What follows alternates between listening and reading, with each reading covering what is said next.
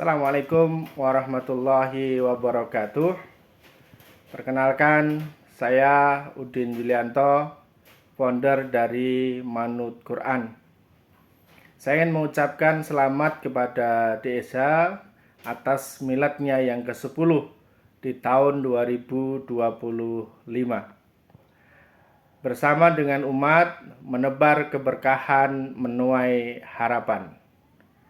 10 tahun tentu bukan waktu yang singkat bagi DSH Dompet Sejuta Harapan untuk berkiprah membuktikan kepada masyarakat dengan terus memberikan solusi kepada banyak orang. Semoga DSH terus tumbuh dan berkembang, memberikan kebaikan-kebaikan dan inspirasi kepada masyarakat Indonesia. Assalamualaikum warahmatullahi wabarakatuh.